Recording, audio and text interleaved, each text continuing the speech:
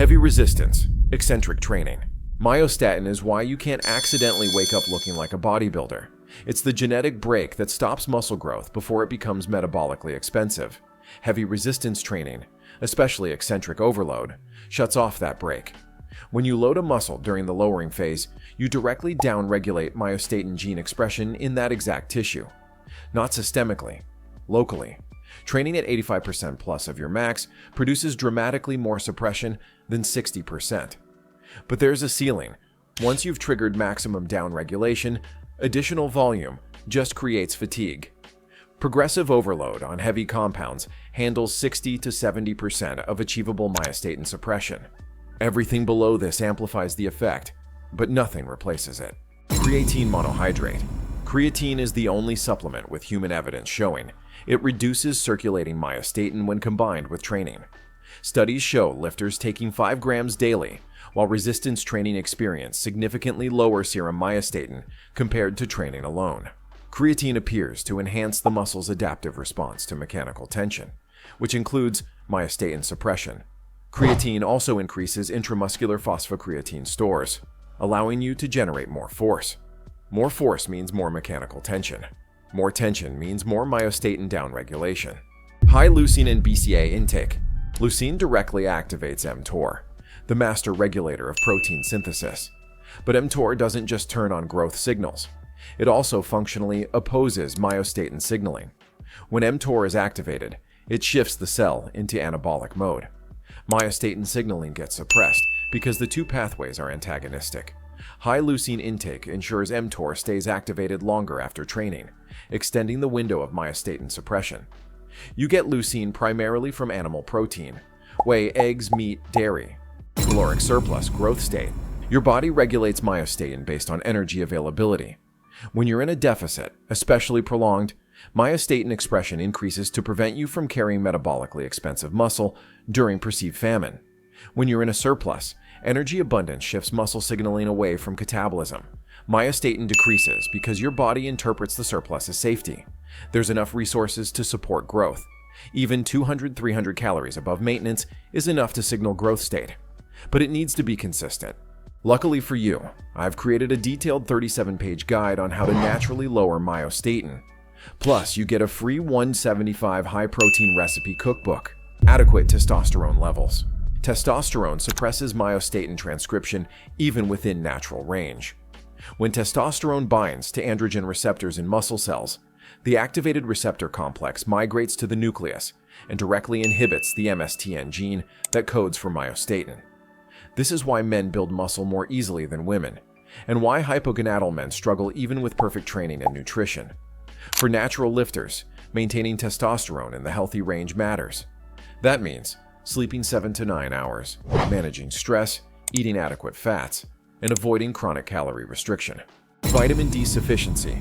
Vitamin D receptor activation is associated with lower myostatin expression in muscle tissue. The mechanism involves VDR interacting with regulatory regions of the MSTN gene, suppressing its transcription. Studies show vitamin D deficiency is correlated with higher myostatin levels and reduced muscle function. Most people are deficient. If you're not getting direct sun exposure for 15-30 minutes daily, you likely need supplementation. Cold exposure, acute not chronic. Ice baths can literally spike the protein that fights myostatin, but only if you do it right. We're talking about Follistatin, myostatin's natural enemy that binds and neutralizes it on contact. Here's the game changer. Acute cold works. Chronic cold destroys gains.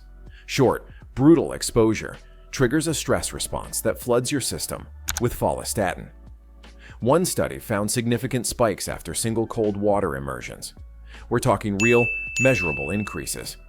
But if you go cold immediately post-workout, you're sabotaging yourself by blunting the inflammation and protein signaling your muscles need to grow. The exact protocol: non-training days only, or at least 4+ hours after lifting, 2 to 5 minutes at 10 to 15 degrees C, cold enough to make you suffer, not long enough to kill your gains. You'll get follistatin bumps of 15-30%, but let's be honest, this translates to maybe a 3 to 5% edge at best. Blood flow restriction training. BFR literally chokes your muscles into growth mode using partial blood flow restriction. You wrap cuffs or bands to cut venous flow while keeping arterial flow intact, creating a hypoxic, metabolically brutal environment without needing heavy loads. The result is insane. Increased follistatin, crushed myostatin, activated growth pathways. The buildup of metabolites, lactate, hydrogen ions, inorganic phosphate, causes cellular swelling that activates mechanosensors on your muscle cell membrane. Your cells literally think they're being destroyed and signal emergency growth protocols.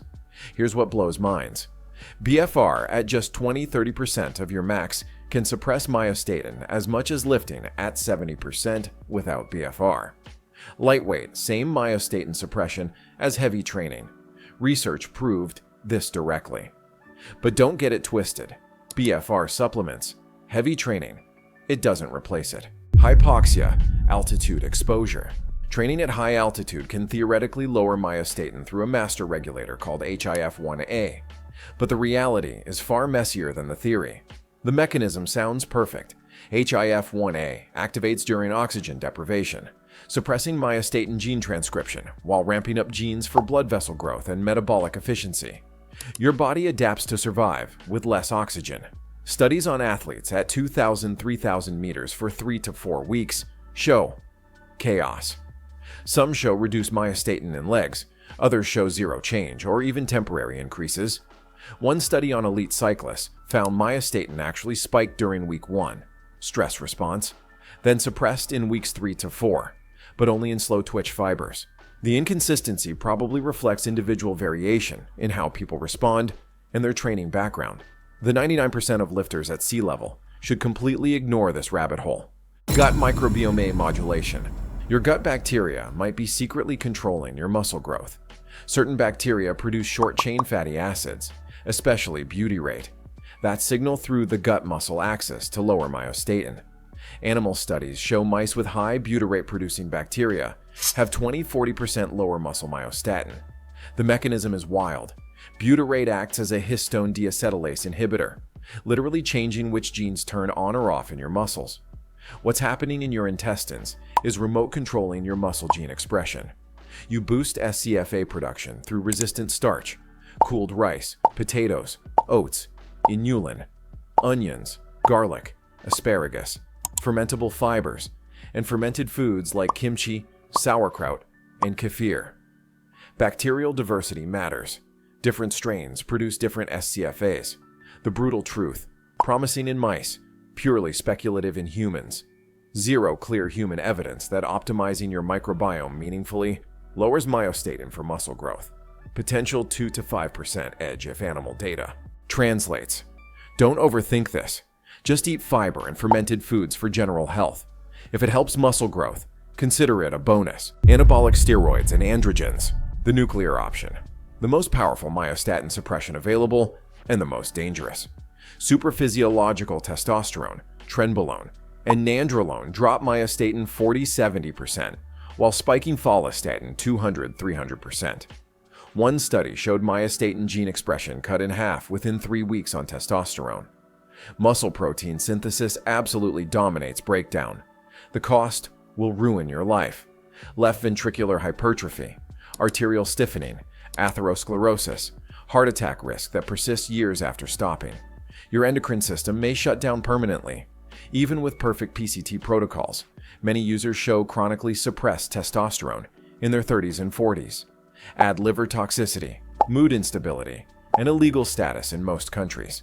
Former users in their 40s and 50s facing cardiovascular disease report remarkably high regret rates once the health bills arrive. Short-term muscle gains versus long-term survival. Choose very carefully. Selective androgen receptor modulators, SARMs. Research chemicals designed to selectively hit androgen receptors in muscle and bone, avoiding other tissues.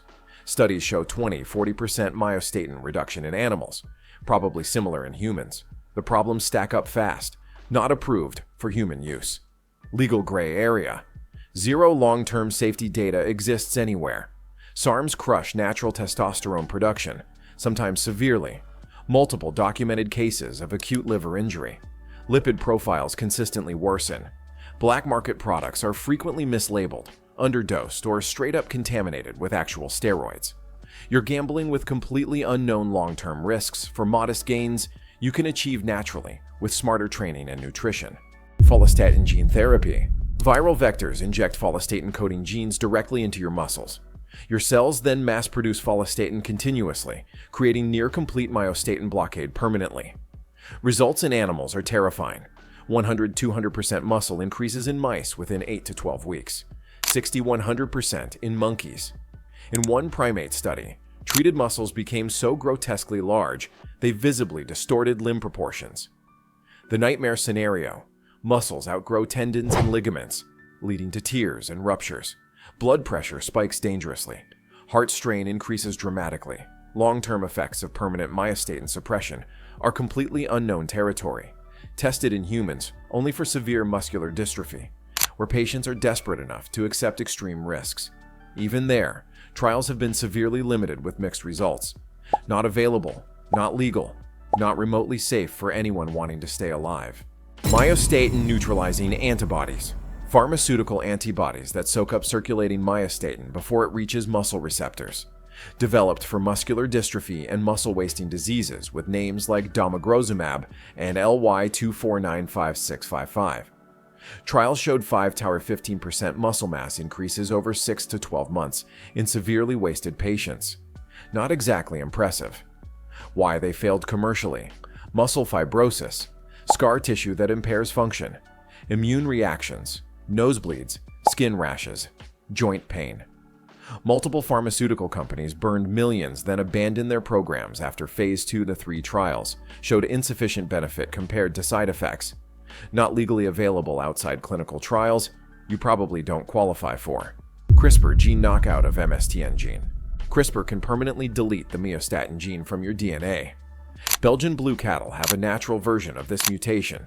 They carry 20–40% more muscle than normal cattle, looking absolutely grotesque. Scientists have engineered the same mutation in pigs, sheep, dogs, and fish using CRISPR. Results every time: massive, freakish muscle growth. A rare human case exists naturally. A German child with an MSTN mutation showed extraordinary muscle mass at age 5. Holding 6-pound weights with extended arms, visible muscle definition normally impossible at that age. The unknowns are terrifying. Long-term health outcomes across a lifetime. Potential tendon and joint failures as muscles outpace connective tissue development. Metabolic consequences we can't predict. The reality check: illegal in virtually every country. Deeply unethical germline editing with consequences across generations. Practically impossible. You'd need to edit billions of cells throughout your entire body. Delivery methods can't achieve that safely or completely.